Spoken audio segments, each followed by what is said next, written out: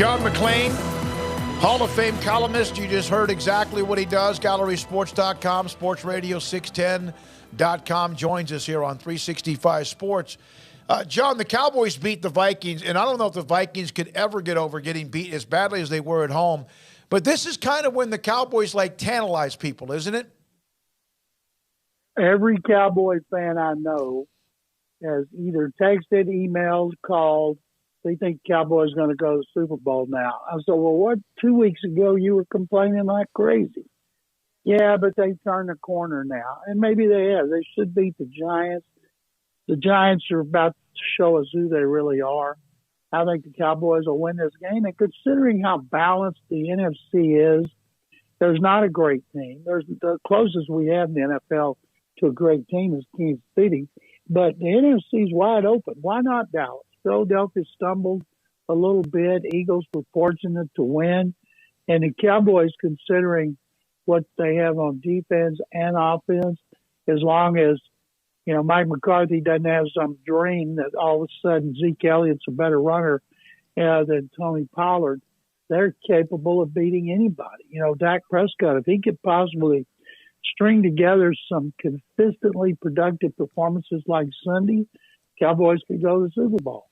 Do you think that the Odell Beckham signing will come imminently after this Thanksgiving game? I want to know where he is physically. He hadn't played now in a year.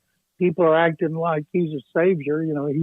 He did well when he was with the Rams last year, but he's not the reason they won the Super Bowl. And the Cowboys can use him, but I certainly don't think he's going to be worth the money he's commanding. If he's smart, he'll go to Dallas where he can play half the remaining games indoors and not go to Green Bay or Buffalo or one of those other teams.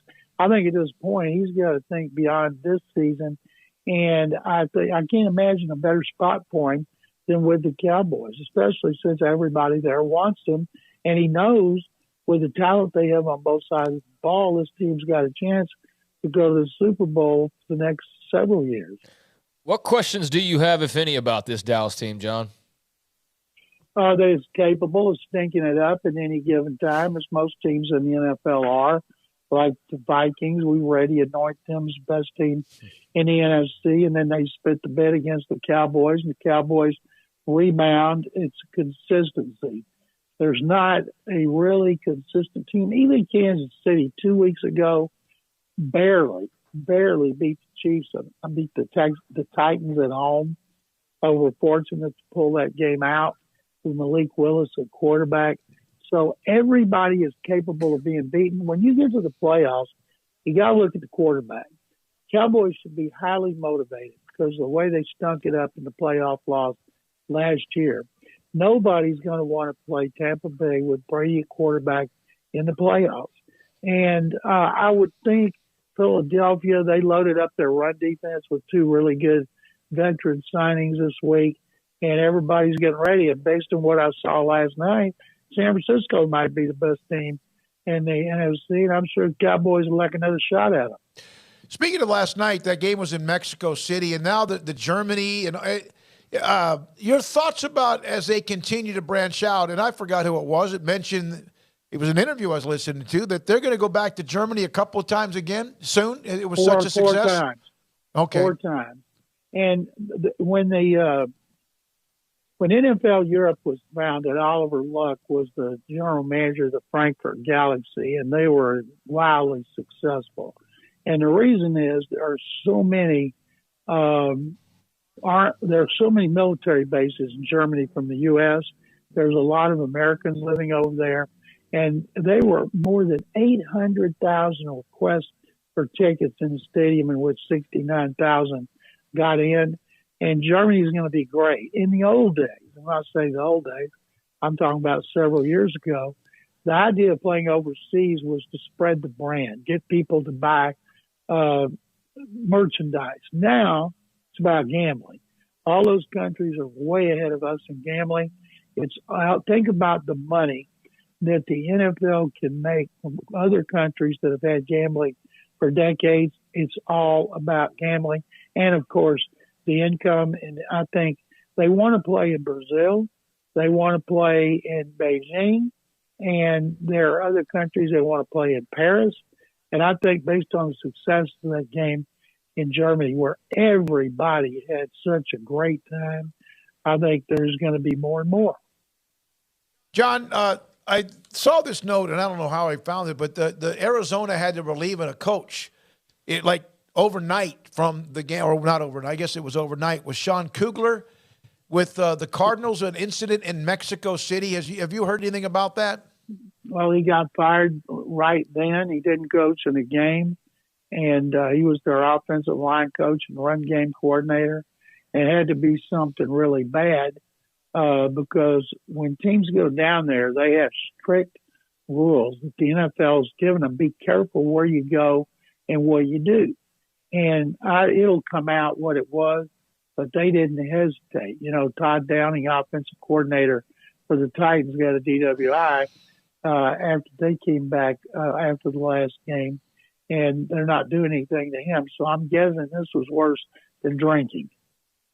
John, I know that speculation will run rampant about the Texans coaching staff and all that moving forward. What do you expect them to do at the end of this year that was, it's clearly about building for the future and, getting a high draft pick. So were the expectations for Lovie Smith to improve this team, or was it just to buy time until you can actually improve the team?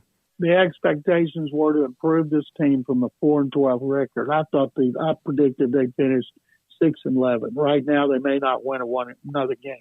They're worse than they were last year. People here want Lovie fired. That means they would hire another coach in 5 and 4 years. Bill O'Brien and Romeo Crennel in 20, David Culley last year, Lovie this year. The McNair family and general manager Nick Caserio, they don't want to fire Lovie.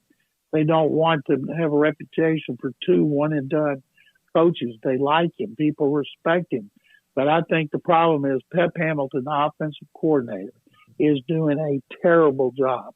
Davis Mills has regressed to the point he should be benched for Kyle Allen. I've been calling for that for 2 weeks, about to write a column about it.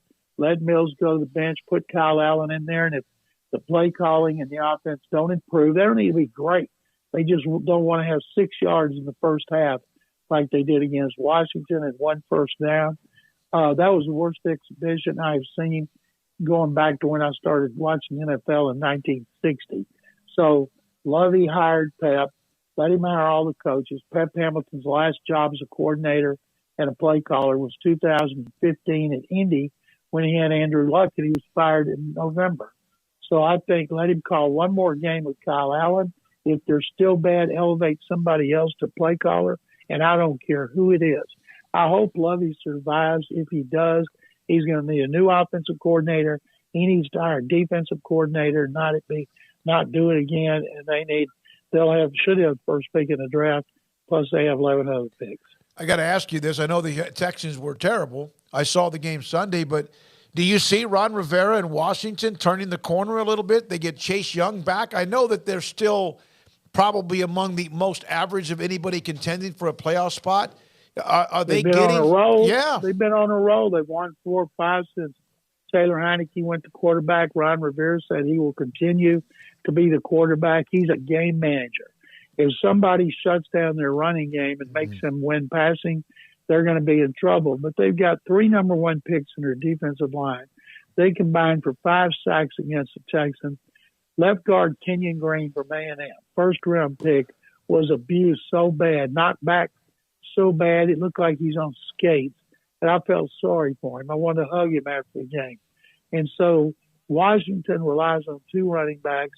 I don't think they're going to make the playoffs, but people are excited, and they deserve it, especially with all the bad things that have gone on with owner Daniel Snyder.